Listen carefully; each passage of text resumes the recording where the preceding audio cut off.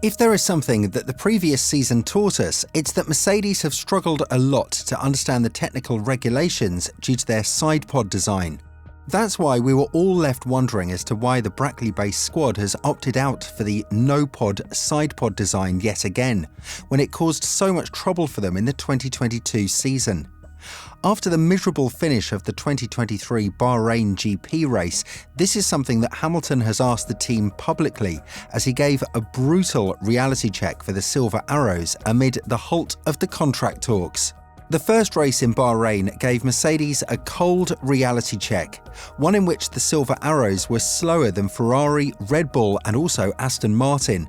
The biggest sensation in 2023 will be a team that uses around 50% of Mercedes car parts, such as the engine and the rear suspension. And the fact that Alonso has schooled both Russell and Hamilton in terms of race pace and performance goes on to show that Mercedes are definitely not where they want to be right now. But if we're being asked, they have absolutely nobody but themselves to blame. Before you start jumping on us and labelling us as Hamilton and Mercedes haters, this is something that the 7-time world champion has said himself, as we'll elaborate on later in this video.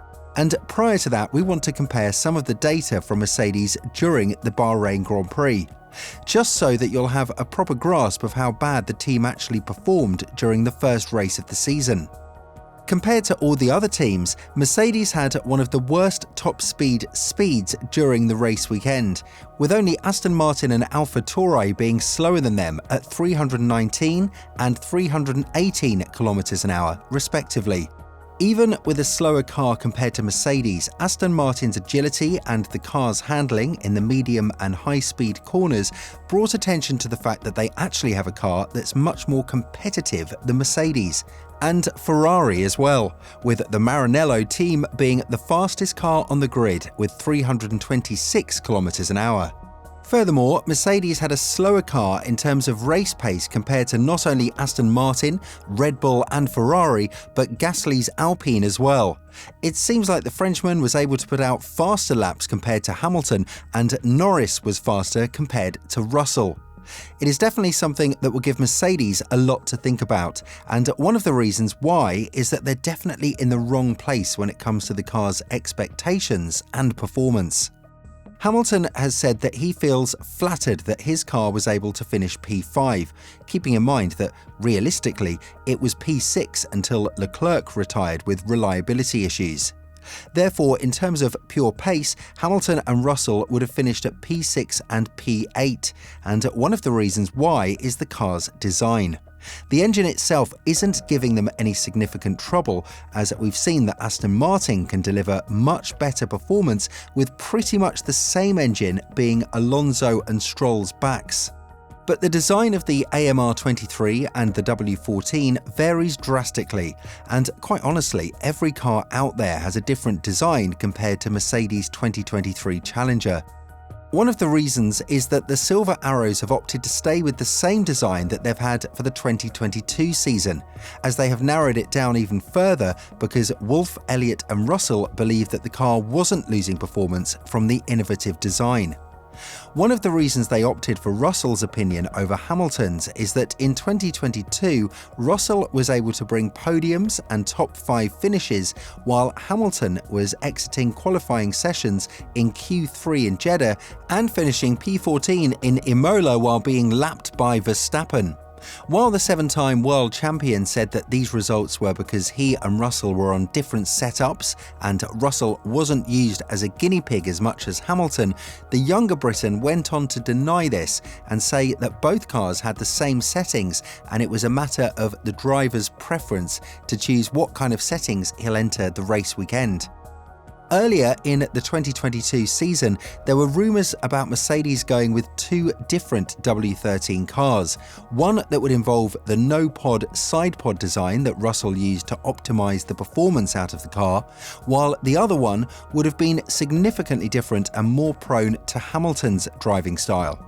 However, that didn't see the light of day, and this is something that Hamilton doesn't seem to understand as to why the team didn't go with his wish.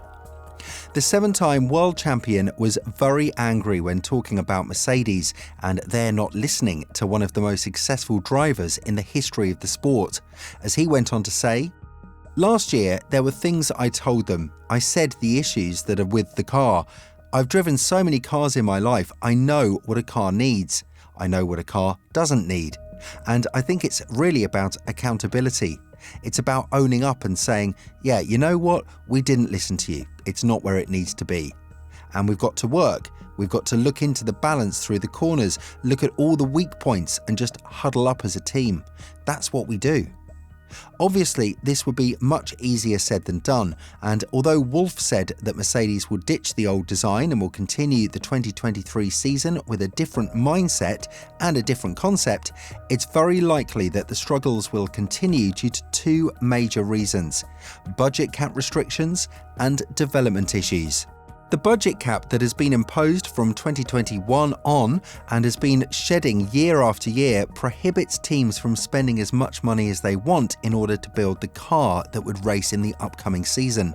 Therefore, building a new car from scratch is basically mission impossible for Mercedes, and even if they manage to do so, it's very unlikely that they'll understand how the car acts and what needs to be done with the new concept, and they'll just find themselves 1.5 years behind Red Bull and Ferrari, who were pushing with the designs they implemented back in 2022. Nonetheless, the U-turn that Mercedes took after ditching the no-pod sidepod concept, which was vaguely and publicly hated by Hamilton, is something that will present a huge challenge for the team in the upcoming races. One thing became sure from day one: Mercedes is far from a championship, and quite honestly, if there is one team we need to pick as Red Bull challengers for the remainder of the season, it would be Aston Martin.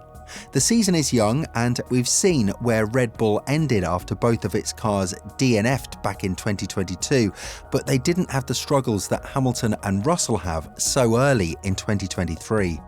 Hamilton may also look away from Mercedes because he hasn't continued the collaboration beyond 2023.